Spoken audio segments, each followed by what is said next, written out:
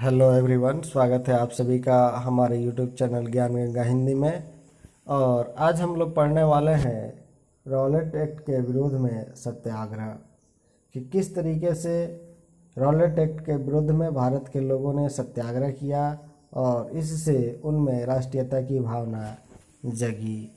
तो आइए देखते हैं।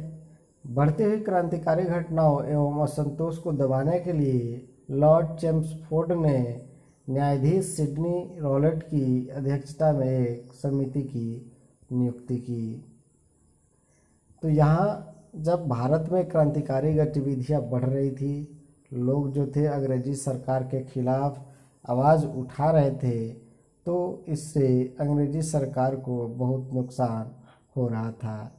ऐसी स्थिति में अंग्रेजी सरकार ने क्या किया कि एक समिति की नियुक्ति की, और इस समिति ने जो अनुशंसा की वो बहुत ही दुखद थी। तो रिटायर्ड न्यायाधीश सर सिडनी की अध्यक्षता में एक समिति नियुक्त की गई, और इस समिति ने क्या किया कि समिति ने क्रांतिकारी गतिविधियों को रोकने के लिए निरोधात्मक एवं दंडात्मक दोनों प्रकार के विशेष विधेयकों का सुझाव दिया।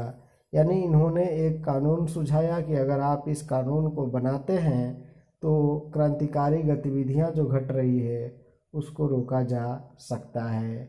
और ऐसे में समिति की अनुशंसा पर क्रांतिकारी एवं अराजकता अधिनियम को 21 मार्च 2019 को केंद्रीय परिषद में पेश किया गया।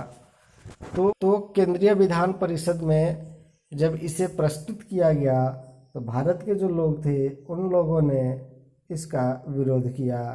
उन्होंने कहा कि निश्चित तौर पर ये जो कानून बन रहा है उससे भारत के लोगों का नुकसान होने वाला है, और ऐसी स्थिति में उन्होंने इस कानून का विरोध किया। अब क्यों विरोध किया? तो इसके जो अधिनियम थे वो बहुत ही ज़्यादा खतरनाक थे।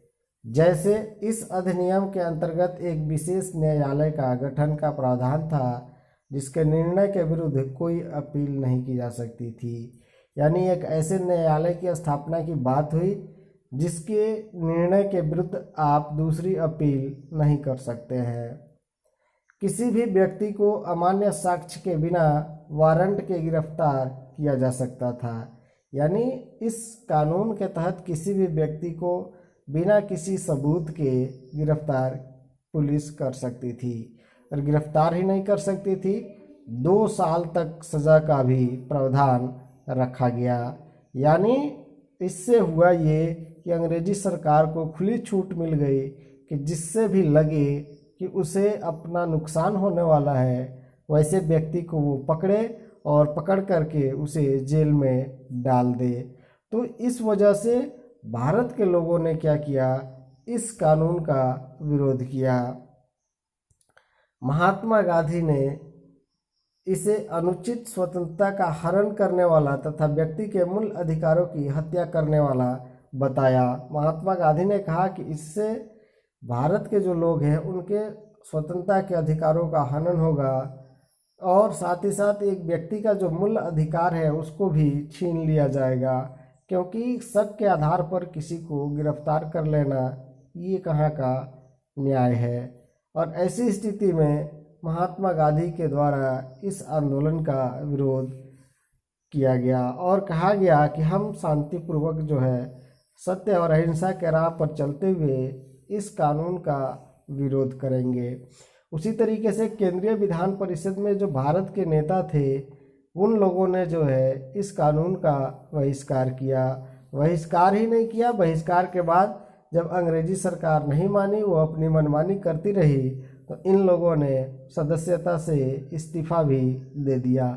लेकिन अंग्रेजी सरकार कहाँ मानने वाली थी, वो तो घमंड में चूर थी। उसने इस कानून को पारित किया, और पारित करने के बाद क्या हुआ, जगह जगह पर विरोध हुए।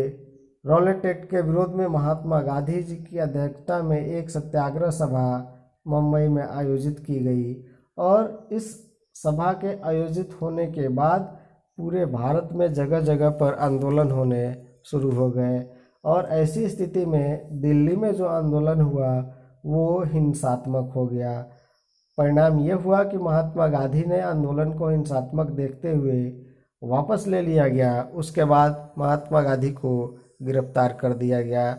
6 अप्रैल 1919 को देशव्यापी हड़ताल आयोजित की गई और जब आंदोलन हिंसात्मक हो गया तो महात्मा गांधी ने इस आंदोलन को वापस ले लिया।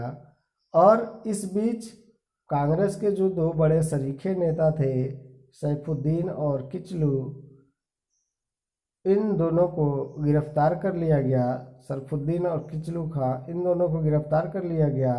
परिणाम ये हुआ कि उन लोगों को छुड़ाने के लिए और रॉलेट एक्ट के विरोध में और देश में क्रांतिकारी गतिविधियां जो थी उसको बनाए रखने के लिए भारत के लोगों ने मिलकर के 13 अप्रैल 1919 को अमृतसर के जालियांवाला बाग में एक सभा रखी। और उस सभा में जो जनरल डायर ने किया वो बहुत ही ज़्यादा भारत के लोगों को आहत पहुंचाने वाली थी। उसने वहां बैठे लोगों पर अंधाधुंध गोलियां चलाई, जिसमें सैकड़ों की संख्या में बच्चे और औरतें मारी गई। इसके अलावा मरने वालों की संख्या हज़ारों में पहुंच गई। तो ये बहुत ही ज़्यादा दुखदाई घटना थी, जिसकी वजह से भारत के लोगों में राष्ट्रीयता की भावना जगी। तो रॉलेट एक्ट का जो पारित किया गया, कानून बना गया, वो एक महत्वपूर्ण कारण रहा भारत के लोगों को राष्ट्रवाद की बढ़ावा देने में। तो बस आज के लिए इतना ही। मिलते हैं फिर अगले वीडियो में।